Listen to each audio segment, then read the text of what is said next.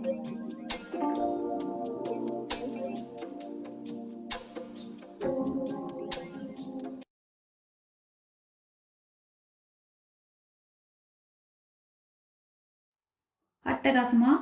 Prawn gravy செஞ்சுருக்கிறோம்.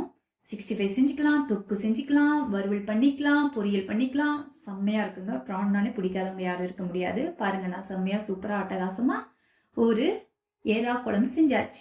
அனைவருக்கும் வணக்கம். ஆயத்தி கிச்சனில் இன்னைக்கு நம்ம எறா குழம்பு, எறா கிரேவி, ப்ரான் கறி வாங்க எப்படி செய்யறதுன்னு பார்க்கலாம். ஒரு கடாய் சூடானதும் 1.5 குழிக்கரண்டி நல்லெண்ணெய் சேர்த்துக்கோங்க.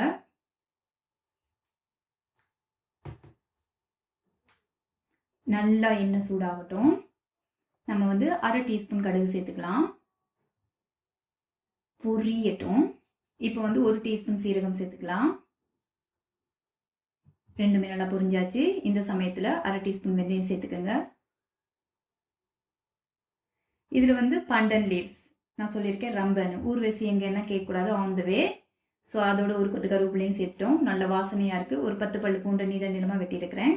ஒரு சிறிதளவு துண்டு இஞ்சை கட் பண்ணி சேர்த்துருக்குறேன். நம்ம எப்பவும் இந்த மாதிரி இறால்லாம் சமைக்கும்போது நம்ம பீஸ் பண்ணி சேர்த்துக்கிறது நல்லது. இது கூட ஒரு 5 பச்சை மிளகா காரத்துக்கு ஏற்ற மாதிரி கீரி சேர்த்துருக்குறேன். ஒரு 5 சின்ன வெங்காயம், ஒரு பெரிய வெங்காயம் கட் பண்ணி சேர்த்துருக்குறோம். இதை நல்லா மிக்ஸ் பண்ணிடலாம். இப்போ வந்து இஞ்சி விழுது 1/2 டீஸ்பூன், பூண்டு விழுது 1/2 டீஸ்பூன். எப்போவுமே நான்வெஜ்ஜுக்கு இஞ்சி பூண்டு விழுதும் சேர்க்கணும். அதை முழுமையாக கட் பண்ணி சேர்க்க, அதுவும் எறா குழம்புலாம் சொல்லவே வேணாம். இது வந்து மிளகாப்பொடி, தனி மிளகாப்பொடி 1 டீஸ்பூன், கறித்தூள் அப்படின்னு சொல்லுவோம் இல்லையா, அதில் நான் 3 டீஸ்பூன் சேர்த்துருக்கேன். மொத்தமாக 4 டீஸ்பூன். அது கூட 1 டீஸ்பூன் மஞ்சள் தூள் எல்லாம் சேர்த்து நல்லா இந்த எண்ணெயில் நம்ம இப்போ மிக்ஸ் பண்ணிடலாம். இப்போ ஒரு மீடியமான தக்காளி எடுத்து கட் பண்ணி இதில் சேர்த்துருக்கேன். நல்லா மிக்ஸ் பண்ணிடலாம். இந்த எறாலாம் கொஞ்சம் ஸ்வீட் தன்மையாக இருக்கும். ஸோ நான் கொஞ்சம் காரமாக செஞ்சால் தான் சூப்பராக இருக்கும். கொஞ்சமாக சுடுதண்ணி சேர்த்துக்கலாம், இந்த மசாலாவோட வாசனை போகிறதுக்காக. நம்ம எறாவை நல்லா கழுவி வச்சுருக்குறோம். அது மட்டும் இல்லைங்க, எறாவை எப்போவுமே அதிக நேரமாக குக் பண்ணக்கூடாது. அது டேஸ்ட்டே இருக்காது. எறாவோட நல்ல ஒரு டேஸ்ட்டை வந்து இல்லாமல் பண்ணிடும். இப்போ நான் வந்து 1/2 கிலோ எறாவை நல்லா மஞ்சள் உப்பு போட்டு கழுவி எடுத்து வச்சுருக்கிறேன்.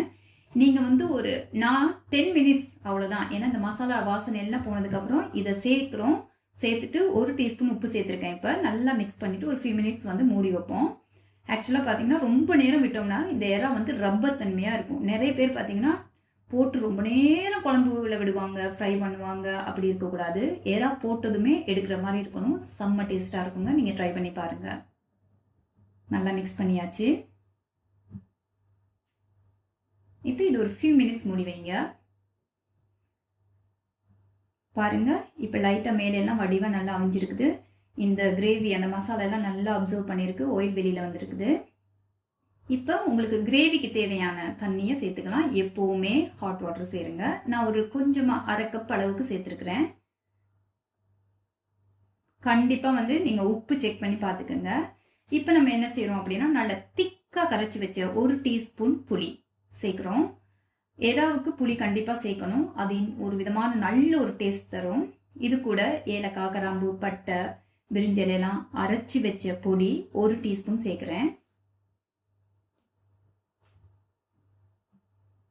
நம்ம எப்போவுமே மீன், சிக்கன், மட்டன், மெயினாங்க மட்டன் சிக்கனை கூட விட்டுடலாம். நம்ம மீன், அதே மாதிரி கணவாய், இந்த மாதிரி ப்ரான் செய்யும்போது செம்மையாக வாசனை இருக்கணும். அதுக்கு முக்கியமான பொருள்கள் என்னென்னா, இஞ்சி பூண்டு விழுது, இந்த மாதிரி கரம் மசாலா அரைச்சி வைக்கிறது, நம்ம வீட்டிலே ப்ரிப்பேர் பண்ணி செஞ்சு வைக்கிறது செம்மையாக சூப்பராக அமேசிங்கான டேஸ்ட் கொடுக்கும். இப்போ பாருங்கள், வாசனை எனக்கு வீடே தூக்குது. செம்மையாக இருக்குதுங்க. நல்லா கொதிக்க ஆரம்பிச்சிருச்சு. போதும். இப்போ வந்து எல்லாம் நல்லா குக் ஆகிடுச்சு. இதுக்கு மேலே விடக்கூடாது. எப்பவும் ரப்பர் தன்மையாக ஆயிருங்க. பாருங்கள், அட்டகாசமாக நமக்கு எறா கிரேவி ரெடி ஆயிடுச்சு.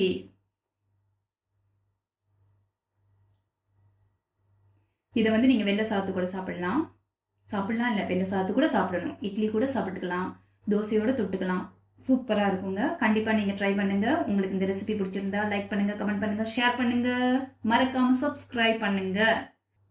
ஆரோக்கியமான உணவு, ஆரோக்கியமான வாழ்க்கை. இன்னொரு ரெசிபியில கண்டிப்பா சந்திக்கிறேன். பாய் பாய்.